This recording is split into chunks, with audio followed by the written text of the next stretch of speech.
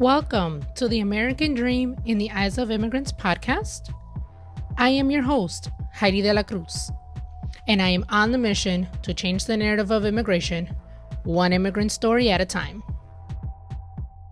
Hey, thank you so much for being here and listening week after week to these amazing stories of immigrants and the great things that they are doing for our community and their journeys coming to the United States. I am happy to announce that you can now become an official supporter of the American Dream in the Eyes of Immigrants podcast for just $10 a month. That's right, just $10 a month, and your support will help cover production costs and ensuring that we continue to bring powerful immigration stories to life.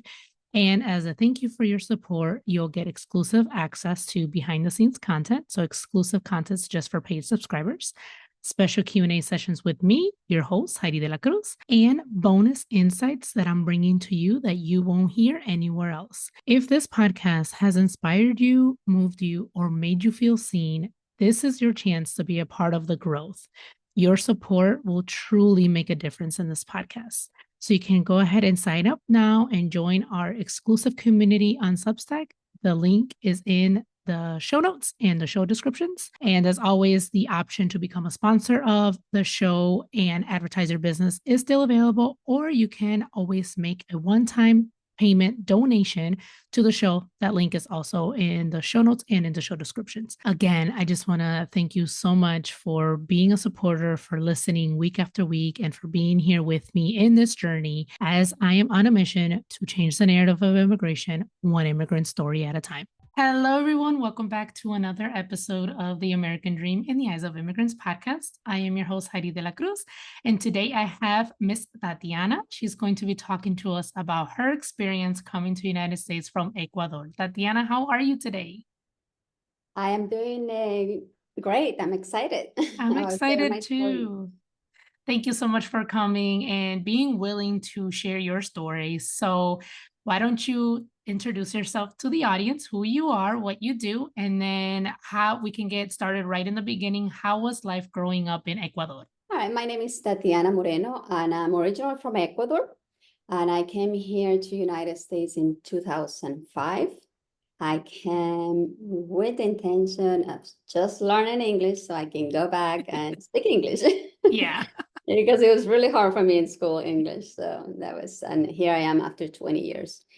What do? I do vocal sound healing. So it's sort of a therapy of emotional release to recover our true and mostly our voice, our authentic voice. Life in Ecuador was really good. When I came here, I was like about 21 or almost 22. I had a really good childhood, not perfect, but my teenager years were really fun. So it was good. I just, wanted to come here and learn English, have more opportunities. So wanting to learn English. So how was that opportunity came about to come to the United States to learn English? So were you able to come for school? Was it through a job? How was that? It was through like an exchange program. So I would move, with the family from North America and work part-time as a babysitter. And the other time I will go to school to learn. So you did the air pair program. Au pair program, Okay, yes. nice. You are the fourth guest that I've had on, who came through that program. And honestly, doing this podcast is how I learned that even was an option. I had no idea that was a program before. So that's really cool. So how long were you there air pair for? I was for 2 years. 2 years. After my first year, I was not happy still with my English. I wanted to improve more. So I applied for a stay in another year with the same program. And then with the same family, right? With the same family, yes. Okay. And what state did you come to first? I went to Maryland, Baltimore. Maryland. So how was that? How was, from Ecuador to Maryland? How was that change? Well, the change was, in the beginning was beautiful because you come and you see everything is so different, and I arrived I arrived and stayed for a week in New York. So it was all new. It was different, Yeah. So I was excited. And then when I went to Maryland, moved with the family, everything was good. But little by little, I started seeing the difference, especially language. That was one Yeah. of the main things. Even if I Okay. speak a little bit of English in Ecuador, but when you come here, everything sounds completely different. Okay, At that's a least for very me. common answer that I get. Oh, So, okay. yes, it Now is. I know. Yeah, yeah. So, being able to be immersed with the family, to be able to learn English. Now, before coming to the United States, like you knew you wanted to learn English and learning here. Did you have any like expectations of the US before coming, or was it just like you came with an open mind? I came with an open mind. I think my only, it won't say like expectation, but my thought was, I thought it was gonna be like when I left there, I was in the time of my life where I was just spending a lot of time with friends and Yeah. going to dance and things that I like. But Maryland was completely different in the kind of friends and places that I like to. It was different. So it took me a little while to get used to it. To get used to. And do you remember your first cultural shock that you experienced when you first moved? I think I had two. The first ones was definitely the language, and the other one was the quality of food. Oh, the food. Oh, okay, tell us about that because that's actually another common answer that I get to. Okay, so the food obviously is completely different because you have Mhm. your typical food, in every country. But my most shocking about food was the taste of the first time within the first week I ate an apple, and I felt like the apple was in the doctor office or something because it tastes like chemicals to me. Oh, And I spit it out. wow. Like I didn't try to be mean. Yeah. It was something that it just my body automatically did it because I thought, oh, this, Rejected it. Yeah. yeah, it was like Mhm. it was weird. And then I was with some people around me, and they kind of got a little like, it's an Mhm. apple. You have apples in your garden, but like, yeah, but it tastes like apples actually. So yeah, that was my first one, and little by little, I stopped putting too much emphasis in the food because I Yeah. realized that it was not welcoming, and that's one of the things. Language, it was, and Yeah. culture. I kind Yeah. of lower myself a little bit down, so I don't get kind of in trouble and fit in a culture Oh. that I was living in. Yeah, yeah. So that at the pill. Oh my gosh, being adaptable. Sorry, being I had adaptable. to completely be adaptable and Hmm. flexible. Yeah, I realize now it was survival. I just had to adapt. yeah, And I yeah. was young, so it was kind of easy. Okay. So being able to be in the program to learn English, and you were here for 2 years. Were you able to visit Ecuador in between those 2 years? Um, because I want to talk about the first experience of you visiting your home country after moving. Yes. So I was my first time actually. I went almost right away after being like 5 or 6 months Oh, okay. because I knew after the second year my status would change and I was not able to leave and come back. I would have to Okay. stay for a longer time. But my first time, I just missed a little. I was happy to eat my food. Yeah. But other than that, no, because it was just 5, 6 months. So I Yeah. was really, there was not much. And Yeah. how about now? How often are you able to visit now? So now I visit usually every year or every year and a half or 2 years sometimes. But my Okay. second time when I went, which I was in the middle of um, changing my status, Mhm. so that was about 3 years. That's when Oh, it's like a lot okay. of changes, and realizations. Yeah, yeah, definitely. And how did you get into the work that you're doing now? So sort of like that's something I've been doing since I'm a child, I realize, and it's sound. And maybe if you realize if you have children or been around children, they usually are like humming and making sounds. So I was very in touch with music and sounds. I was fascinated by sounds, but at some point I stopped. Probably about 6, 7 years ago, I started moving because I had the need Mhm. to make more sound, and I start meeting people and recognizing that sound. It was really moving a lot of trauma and energy and just things, emotions that they were not visible, but they were affecting my life in a sense. Mhm. So that's when I started like learning more, training, and then using it with my clients as well. So how does that look like? Because this is the first time that I hear of this. So I would like to provide that education to the audience and myself. So how does that look like that you help your clients with the sound? So basically what it is when I have a client, we just jump into making the sound of what I call the original sound of the moment. So that person will just take a deep breath. I'm going to do like a little bit so you have an idea, Okay. and make a sound.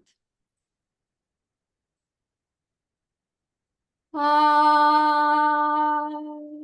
But it can be different sounds. Sometimes when you're sad, the sound is and Mhm. it's very hard for people to actually make a sound, Okay. you know? So it's different sounds. And then people is like, wow, I have like a blockage, or start tearing or feeling anger or having a memory or feeling a part of the body that is holding a memory, it's holding a Mm. story, an emotion. So that's basically how it starts. And then people, I guide them through continue making sound and navigating their emotions in a healthy way. Wow. So through the sound, you are able to tell like the different emotions and help them through that. Yes. Wow, that's Mhm. powerful. It is like human sound, the human voice to me is the most powerful tool. Like it's really, I don't know if you have experience that you meet someone and you say, hey, hi, how you doing? And you say, I'm good. And Mhm. you feel like the body, like, I'm good. But they're not So good. it's how we accommodate to the situation, or we're just used to say, I'm good. Yeah. That's it. But what is under, Mhm. there? Yeah. It's funny that you say that, the voice is very powerful, right? Because I Mhm. just saw online a few days ago, this person had posted that she was so happy she got through the fear of listening to her own voice to run her podcast.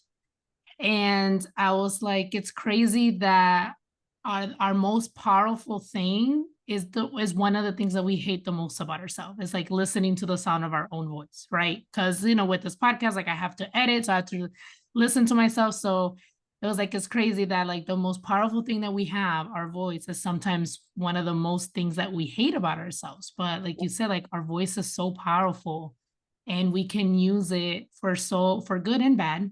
We can Yeah. use it for good and bad, but Yeah. I'm using this platform for good to share these stories of immigrants and what they're doing now and how they got into what they're doing now. So I love how you said that the voice is very powerful. Yes. Yeah. And that's something that happened to me many years ago before I start. I always say coming out of the closet, because I started just making sound to save my Mhm. life. I used to hate, like, even if I do a recording, I hate it, listen my Yeah. voice. It was Hmm. very uncomfortable. Yeah. Yeah. Definitely. So where are you currently now? Because you're not in your when we talked previously, you're not in Maryland anymore. So tell us about where you are now and how you got there. Yeah. So yeah, I'm not in Maryland. I lived there for 9 years, and then I moved to Florida because I Mm, was looking for that Latin community, yeah. closer to home, kind of. Yeah. And I lived there for another 9 years, maybe a little more. And I recently moved to North Carolina. So, And okay, so now, that's three different states. So, how was the move from Maryland to Florida? And then we'll talk about from Florida to North Carolina because a lot of immigrants, they move a lot throughout the United States too. So, a lot of times they come in one state and then they end up moving to another. Like you, they move 3 or 4 times. And I find it fascinating because I feel like each state, even each state here, I feel like it's like a little mini country because it can be so different from another state. So, how was your move from Maryland to Florida? And then we'll talk from Florida to North Carolina. so my move to from Maryland to North Carolina to Florida, it was good. Like I was ready. I was because after being in Maryland for 9 years, I was really at the point that I was missing something. I didn't know what it was really, Mm, you know. I yeah. didn't, and it was community because I never felt like I completely, I have friends, Yeah. but I never felt like I felt like I belonged to that place, you Yeah. know.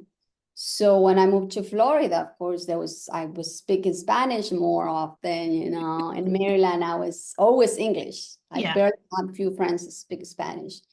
So in Maryland, in Florida, I was speaking more Spanish. There was restaurants, Oh, there was yeah. events, that there was very multicultural. So it was a good move for me. Yeah. And then I just got really, so now I'll give you my transition from Florida to here, Mm-hmm. right? Yep. So that transition was very clear. I wanted to move for the last few years to the mountains Mm. because I'm from Quito, the capital of Ecuador, and it is the mountains. Okay. And I was just didn't feel that the coast, the ocean side was doing any good for me anymore. Oh, Yes, I feel very ungrounded. I went a couple times to Ecuador with the intention of moving back. wow. Yes, like leaving everything closed here, like putting some storage thing, like I'm going. But Yeah. it was a hard transition. I was just, especially in the beginning, my last trip was fine, but many times it was difficult because it was a culture shock, although I miss a lot of things of my country, but at the same time, my nerve system had got to a point that I was go, go, go, rush. I didn't even realize. So when I got Yeah. to Ecuador, everything was calmed down. Everything was more quiet. Oh, It was yeah. like taking the drug out of a drug addict kind of thing. Oh my gosh. So yeah, so I try, to move to Ecuador, and then I was like, I want to go to the mountains. At least that will feel more home to me. And Yeah. I've been here in North Carolina for like about 9 months, 8 months now. It's not that long. Oh, so And just recent. yeah, Okay. yeah. So now And you feel a home, like you feel centered again? I do feel, I Okay. feel, I Good. feel very different. I've been able to ground more and also tap more into my voice. And in my Mm, true and remember all because this is new, remembering living my language, my country, all of that. I kind of like yeah. put it in the back. But Okay. So I know you've been in North Carolina for just a few months, but you don't see yourself moving back to Ecuador? that's still some in the back of my head, something Oh, that's still okay. there. Okay. Yeah, not right now. I know I'm planting seeds. Things are have been very beautiful this 8, 9 months. It's Yeah. been something happened because things that were not working for me, it's all of a sudden all the seeds that I plant, these Yeah. dreams that I had, they're like, wow, it's happening. Okay. Yeah. Oh my goodness. Well, wherever you decide to go, I hope that you are, you find your place and that you feel at home, whether that is in North Carolina or Ecuador, your original home. But I hope wherever it is that you feel at home, you feel centered and that you don't lose your voice, that you're still able to, coach other people in finding their voice. Because your job is very interesting, but it sounds very important and just, that healing and everything. So, what does the American dream mean to you? Wow, the American dream means to me. I think it's definitely here is a place where there's more opportunities. They're easy and more accessible, to grow your own business or to get the dream job. There is so much variety to, Yeah. to choose from. Yeah. You So know. that word opportunity is very, very, I'm hearing it a lot through my guests lately, the Mm. opportunities. So I feel like the American dream or is associated with opportunities is what I keep gathering. So thank you for that. Thank you for that answer. And now can you share with the audience where they can connect with you? The best way would be my website, and all my information is there. And my website is www at bocasoundalchemy.com. Awesome. And I will include the link in the show notes and the show description. Do you have any words of encouragement or any last things that you would like to leave the audience with? Yeah, I would like to say, to don't lose your roots. In general, your language and the way you talk, and from whatever country you are, like from South America, any country, but never lose the roots, because the roots to me is like a tree. If your roots start dying, you kind of start, your leaves start dying and the tree eventually falls. Like, we need those roots wherever we are. I think that's, Beautiful. yeah. Yes. Thank you so much, Tatiana, for this. And I hope you have a great rest of your day. All right, thank you so much, Heidi, and you too have a beautiful day.